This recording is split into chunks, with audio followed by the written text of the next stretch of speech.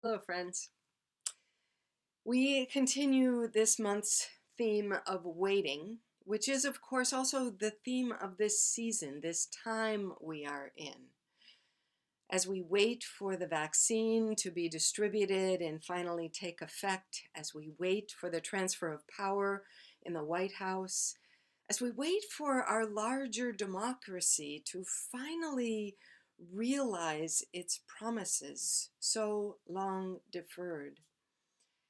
All of this waiting, I know, has created anxiety in me, and I've heard from many of you that it's creating anxiety for you as well. So it causes me to think, what do we do in this time of waiting to reduce anxiety?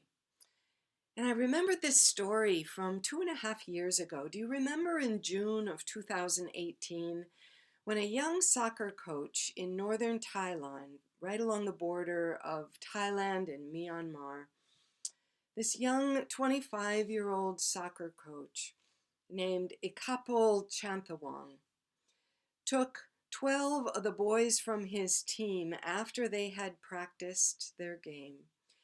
They went to explore a cave.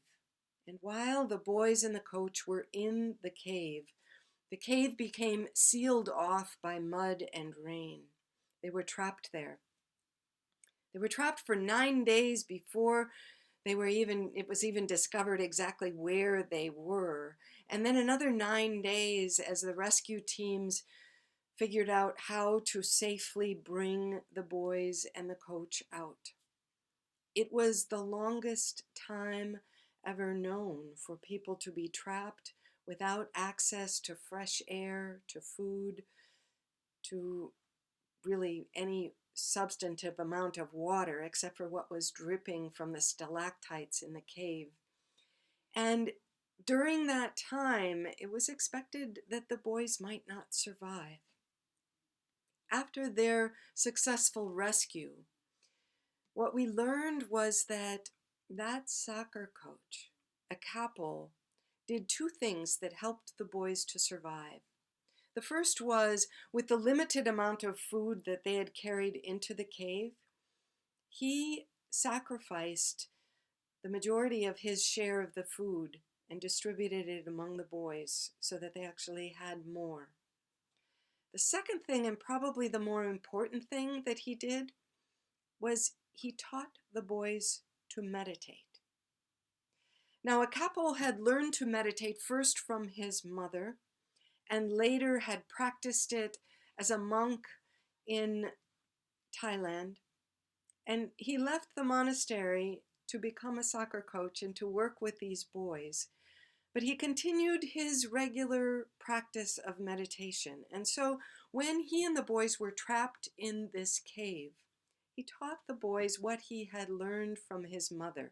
And he later said this. He called this practice transportable tranquility. I love that. Transportable tranquility, which he said goes with me wherever I go. He said, I do not need to go outside or down the street or up the block to search for it. It's already within me, he said, waiting for me to knock and enter. I love that. It's almost as if he's describing a monastery that he carries within, which in a way he does. And he shares this monastery with the boys and invites them into this transportable tranquility as well. It was a tranquility that not only reduced the amount of energy that the boys needed to survive, but it calmed them and reduced their anxiety, which was exactly what they needed in that situation. When he talked about this later, Ikapo said this. He said, my mother used to quote philosophers and visionaries, and he said he remembered her sharing this passage with him, which he was a young boy because she died when he was at the age of 10, as did his father. So he remembered her saying this. Tranquility itself is not freedom from the storm, but peace within it. Tranquility is not freedom from the storm, but peace within it.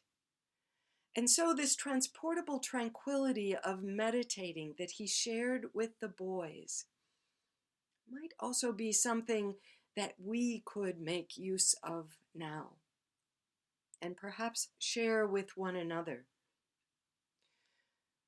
What is the spiritual practice that you have of meditation or of prayer or any other spiritual practice that brings you to a state of tranquility that you might enter into now?